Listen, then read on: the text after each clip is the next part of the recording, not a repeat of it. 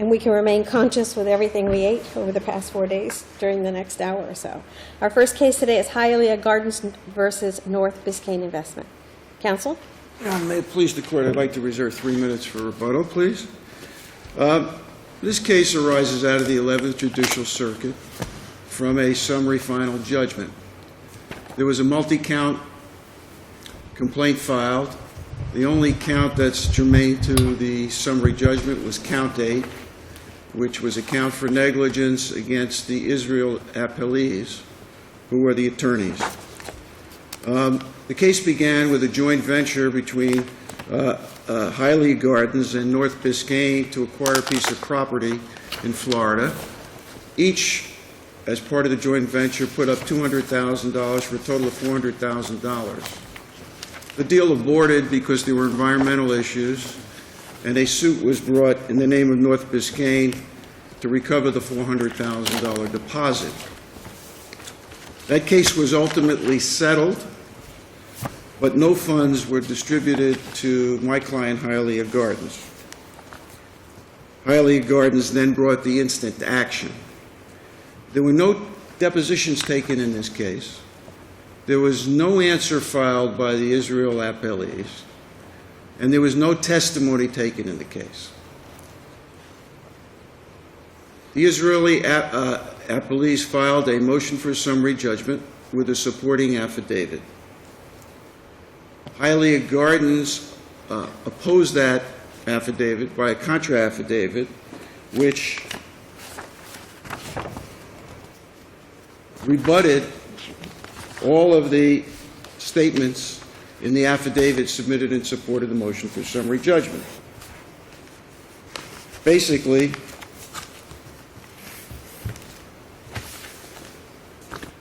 from the record number 79, reading from the plaintiff's affidavit, it said, "Each of us were under the belief, based upon actions and statements from the defendants Israel, that Israel was representing our legal interest in the litigation matters at issue set forth in the complaint in this action." We believe. It's couched in terms of we believe. That's correct. At the beginning of the affidavit is So tell me how a person reasonably could believe that in the face of the two emails that were sent to by Mr. Israel in July of 2007 and again in February of 2008, in which in no uncertain terms Mr. Israel says, "I do not represent you. I represent the corporation. Go get another attorney if you want someone to represent you. I have a conflict of interest." Well, Mr. Israel also said on 2007, "We're representing the interests of Hialeah Gardens as a whole." He confirmed that. That's alleged in the complaint. Right, but later on he sends 2 letters saying, "I'm not representing you." Isn't the obligation of the client then to go, even if they think that he was supposed to be, go and get counsel and then fight with him later on, not sit back? The emails raises inferences. There were emails sent back which What's are, the inference What's the that's inference? raised by the email? The inference was there was no understanding between Israel and Hialeah Gardens representatives. That's an inference. Yes, but there were no depositions. This wasn't a trial. Is there a retainer agreement? No, sir. Is there any expression of mutual understanding between the two that they were represented by Mr. Israel? Your client was represented by Mr. Israel? Only inferentially, Your Honor. So the affidavits conflict. My client's affidavit also says, and it says this testimony is based upon first-hand knowledge. It says, "We relied upon the actions and statements of Israel and were assured our interests were represented. Israel was on notice of our legal rights and demands." Then there were requests for admissions propounded by Israel, which were late answered. There was a motion filed by counsel for Hialeah Gardens in the lower court, it wasn't me, that requested late filed answers to the request for admissions because he had changed his address and didn't have prior notice. When did your client first get notice of the request for admissions?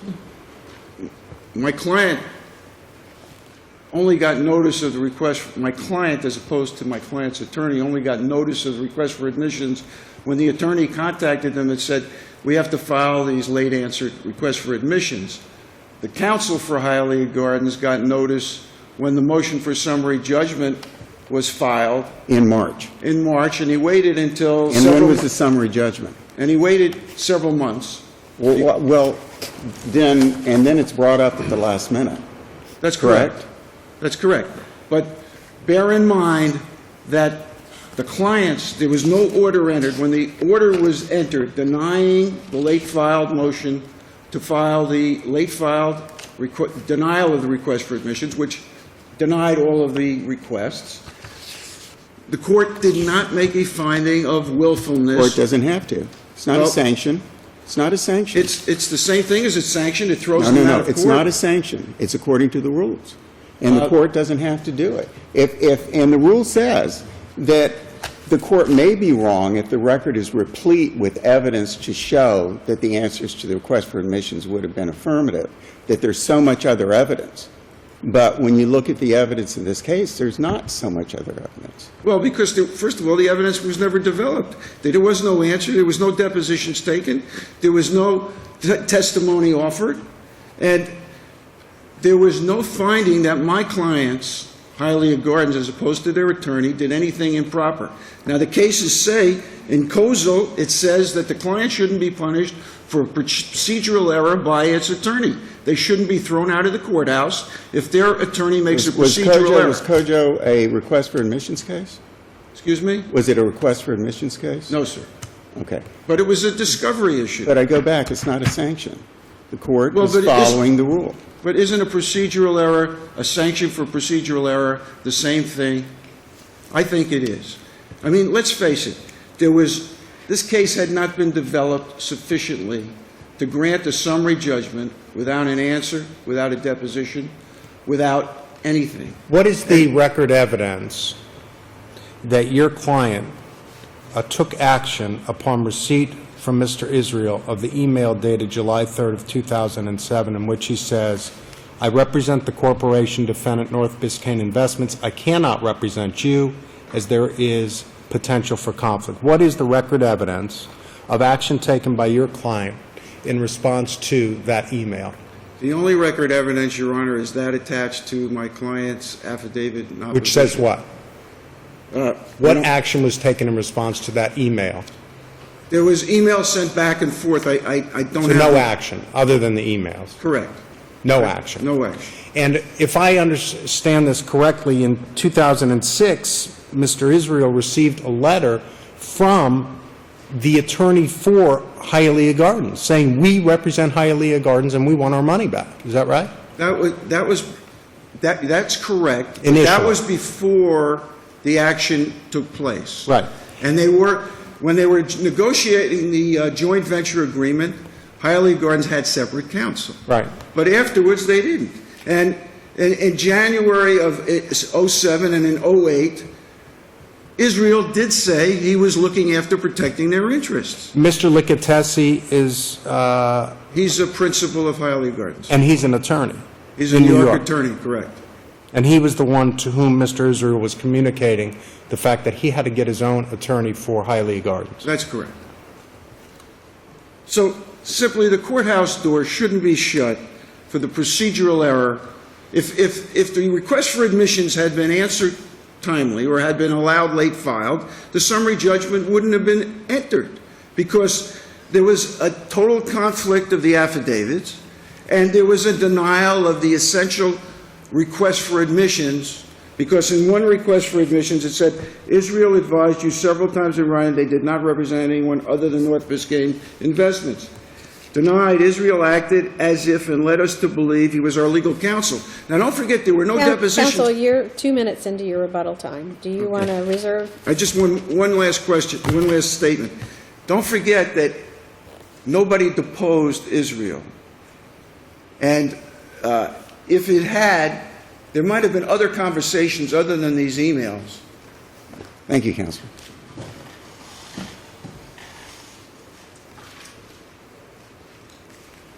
Good morning. Patricia Franklin for Ronald J. Israel and his law firm. Could you answer, the first question I'd like to know is, if we disregard the court's finding that the failure to admit or failure to respond to the admissions results in admissions, if we take that part out of the equation, can we still affirm? Yes. Tell me why, if you would. Well, in fact, that is how the motion for summary judgment was written, and it is how it was argued. Well, the concern is there is no answer in here, and it looks like the summary, but for the saying that the request for admission was admitted, how do you get to a summary judgment at this stage? Because the law with respect to third-party beneficiary status is very clear that the circumstances of this case... You're arguing merits. I want to know procedurally how you get from a complaint, no answer, summary judgment. Because summary judgment, well, we had filed a motion for a separate statement, a motion to More dismiss for definite statement. separate statements. But anyway, and that's why we had not yet filed an answer.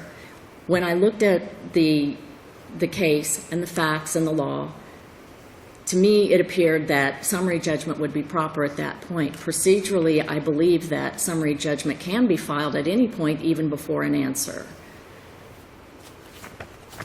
But absent this request for admission, you say you're still entitled to a summary judgment as a matter of law. For what reason? Because third-party beneficiary law says that under the circumstances of this case, there was no attorney-client relationship. Those cases such as Angel Cohen, Lorraine Grover, Hewitt versus Genovese, all say that in order to have a third-party beneficiary, you have to have something in writing. There has to be an expression of an intent to directly and primarily benefit that third party. In this case, there is nothing. There's no writing. There's no expression of intent. Not only that, but then you look at the conflict. And the cases that deal with third-party beneficiary status and a conflict say the conflict undermines the relationship and shows that the third-party beneficiary or putative third-party beneficiary would have reason to believe that the representation were equally for, or the services of the attorney were equally for the direct attorney and not for them. And you're saying that the emails prevent any genuine issue of material fact or disputed fact with regard Correct. to whether one reasonably could have believed that the actions of your client were for the benefit of Hialeah Gardens? That's correct. And as you inquired about, Mr. Licatesi is an attorney. He was told, I think it was 7 to 8 months before the case ever settled, you're welcome to retain your own attorney. I cannot represent you. I represent North Biscayne Investments. There's a conflict of interest. And he did nothing. He didn't go out during that time to retain counsel. A few months later, there was another email by Mr. Israel, which even had stronger language. And he said,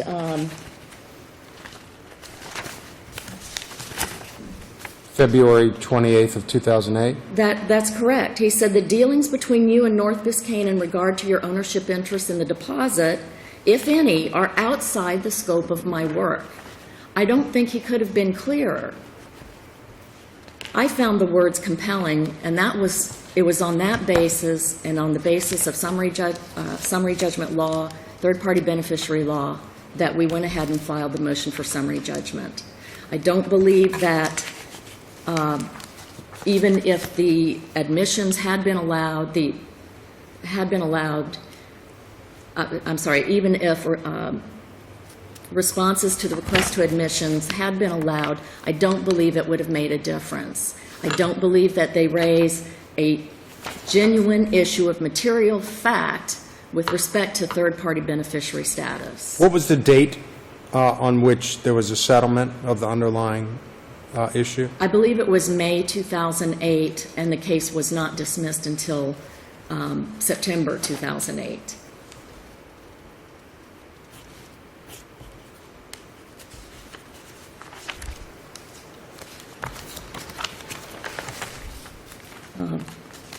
You were correct also in that the letter, and I do want to make it clear that the letter, there were 3 letters from prior counsel who represented Hialeah Gardens. 2 of them were before the beginning of the ACO versus North Biscayne Investments litigation. The 3rd letter was 4 months after the complaint had been filed. It came in April 20th, 2006. And that's the demand letter from counsel for Hialeah Gardens who says, as you know, I represent Hialeah Gardens. And then it went on to demand status reports and said, you know, if we don't get status reports and copies of the pleadings, then I'm authorized to intervene in the lawsuit and file a cross-claim against you. So right there set up the conflict. Everyone knew about it. Clearly, Hialeah Gardens and its spokesperson and principal, Mr. Licatesi, knew about it. And they did not intervene, and they did not file a cross-claim. They did not intervene, they did not file it. And the case settled. And the case settled. And I think that if you go back to that ACO litigation, I think you can see a lack of diligence throughout both litigations. There could have been something done then, there could have been something done in this suit that wasn't done, and here we are today. And in conclusion, you would ask that we? I would ask that you affirm the rulings of the trial court. The trial court had a lot of discretion with respect to the admissions, and on de novo review of the motion for summary judgment, I hope and request that you affirm. Thank you, Thank you, counsel. counsel. Thank you. Counsel, we'll give you your full 3 minutes. Thank you. The courthouse door, the case is held, the courthouse door shouldn't be shut if a client didn't willfully do something in the litigation procedurally to delay or not follow through. But where an attorney does it, the client shouldn't be punished. Obviously, the attorney didn't promptly proceed with dealing with these requests for admissions. I think the affidavits submitted, if you look at the affidavits, don't forget, there was no depositions. There was no trial. There was no answer. There was no testimony. So you've got 2 affidavits which totally conflict. There's regarding the material issues of fact to be determined. And if the request for admissions hadn't, the late filed request for admissions hadn't been denied, then certainly the summary judgment wouldn't have been granted. We would ask the court to reverse this case and remand it for further proceedings. Thank you, counsel. Thank you both.